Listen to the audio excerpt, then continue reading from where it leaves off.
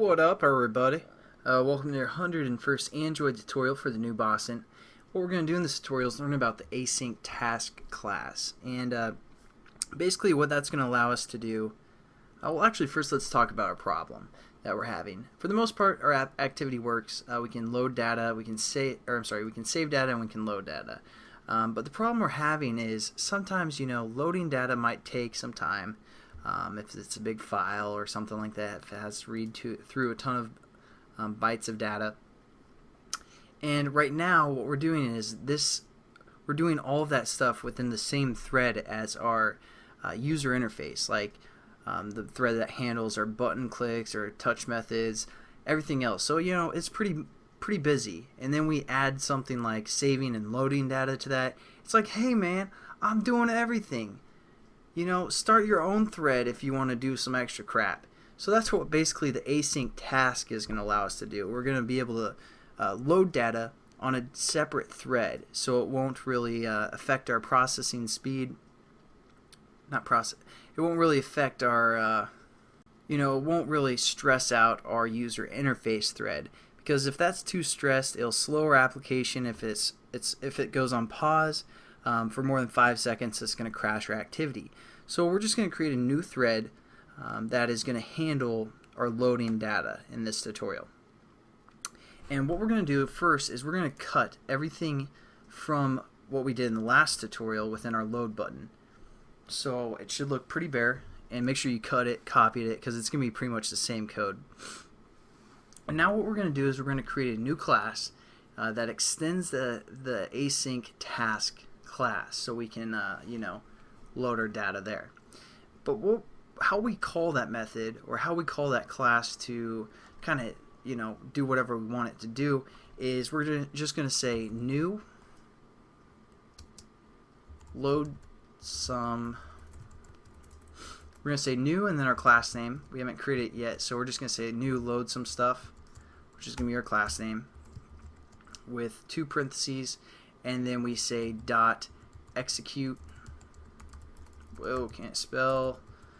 And then we're going to give it a file name, something like that. Now what we need to do is create this class called load some stuff and have it extend the async task. So we're going to go right above our last bracket within our our class here, our internal data. We're going to set up a new class. So we're going to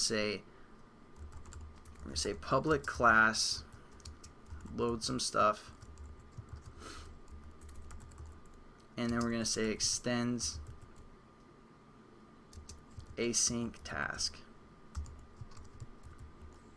and then we're going to give one of these greater than signs, and we're going to say string, integer, and string, and I'll describe what that means here in a second.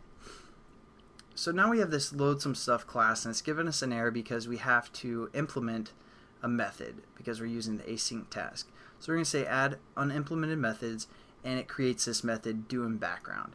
Now what we're going to do is just kind of paste everything from the previous tutorial within this do in background. So again, we just created this new execute method for the most part, and we pass in a string. And once this execute method gets called, it's going to go to our class name, which we call load some stuff, and it's going to do this method do in background. So in the background, it's going to kind of load all our data that we want. So we're just going to hit Control V for paste, and what we're going to do is this method is looking to return something. So instead of saying setting our text here, which we could still do, we're just going to say return collected. And again, collected was that string right here that we get, or that we set up, that reads kind of our data from our file input stream, again, that we created in the last tutorial. So after all that happens, if everything works properly, it's going to close our file input stream, and it's going to return the string called collected. So now let's talk about this setup here. As you can see, we extended the async task class, and now let's talk about these 3 parameters. The first parameter is saying, hey, what is being passed in? And since we're passing in file name, which is a string, we're going to set up this first reference as a string as well, or whatever you're passing in. The The second reference is for kind of a progress or update bar. So we're going to work with integers. I'm not sure if I'm actually going to show you guys that or not. We might, but I'm not positive yet. And then the third one is what we're returning. And again, we're returning another string called collected.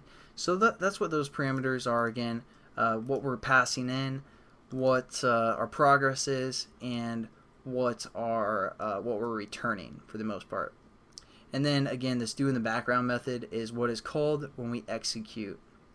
So it's just going to create a file input stream, load everything, and pretty much everything we did in the last tutorial. Now that's probably the end of this tutorial since we got our async task set up and we learned about this do in background method. I'm going to show you guys some more methods that we can use with this async task class as well. So I'll catch you guys then. Have a good one. Peace.